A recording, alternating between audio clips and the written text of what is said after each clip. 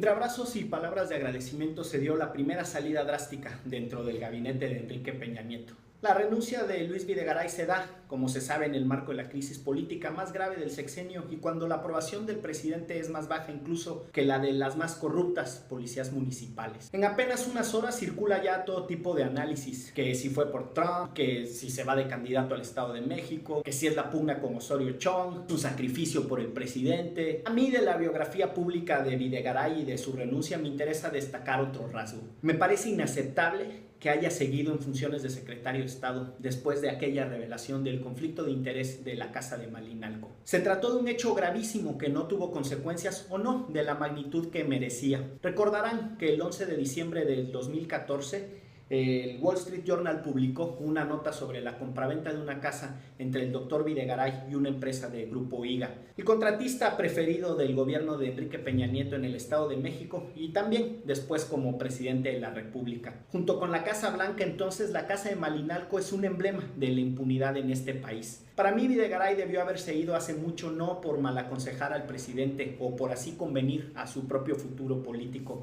sino por ese gravísimo conflicto de interés. Como hoy todos son problemas de percepción, aclaro, mi convicción se basa en una revisión del expediente público sobre la Casa de Malinalco. Ahí encontré más de 20 inconsistencias graves que se pueden consultar en un artículo en extenso publicado en Aristegui Noticias, pero de las que les doy ahora una pequeña probadita. ¿Cómo olvidar entonces que para investigar la gravísima acusación de conflicto de interés se nombró a Virgilio Andrade, un antiguo y público amigo suyo?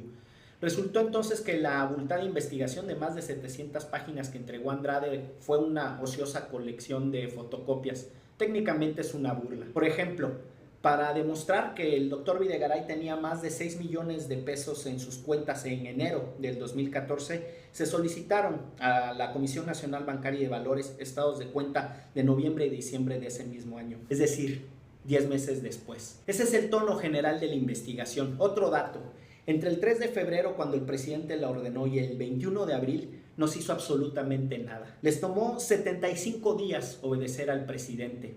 Así, tras mucho tiempo en pachorra, las prisas llegaron finalmente a la investigación y surgió entonces un hecho grotesco. Recordemos que Luis Videgaray dijo que compró su casa con unos cuadros, ¿no? Aquí un paréntesis, en donde resulta normal comprar una millonaria casa con obras de arte, pero en fin.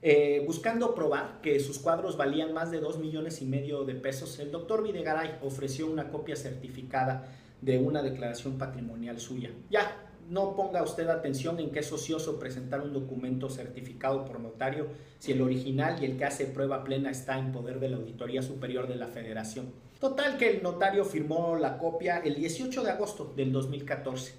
Ese mismo día fue presentado a la Secretaría de la Función Pública a las 6 de la tarde. Lo feo de todo esto es que un día después, el 19 de agosto, su amigo Andrade emitió la exoneración de Luis Videgaray. A Videgaray lo exoneró una investigación que tuvo más acciones probatorias en las últimas 12 horas que durante los primeros 120 días de realización. Le pongo otro pequeño ejemplo. Las cuentas de la compraventa entre Videgaray y Grupo IGA son tan raras que resultan exóticas. Es imposible no desconfiar frente a eso. Según los documentos oficiales, al adquirir la casa de Malinalco, Videgaray hizo un contrato de compraventa que después, como casi cualquier persona, fue elevado a escritura pública ante un notario. En ese contrato se reconoce el pago de un anticipo de 642,880 pesos.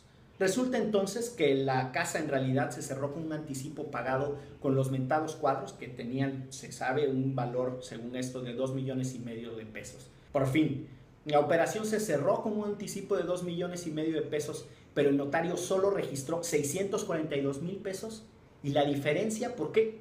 Vamos, es imposible encontrar ese dato en las escrituras públicas o en cualquier otro documento con validez probatoria. La explicación que se encuentra en la investigación de Virgilio Andrade es rarísima y está en un documento sin sellos ni registro ante notario. Luis Videgaray, quien hasta hace unas horas era el responsable del dinero de todo un país, sostiene que decidió que un anticipo de 2,5 millones de pesos en la adquisición de su casa se distribuyera así. Un poco para el capital, pero solo un poco. Otro poco a cuenta de algunos de los impuestos, ojo, pero no todos. Algo para pagar por anticipado futuros intereses. Y una última parte para pagar parcialmente la renta de un terrenito por anticipado también. ¿Quién compra una casa así?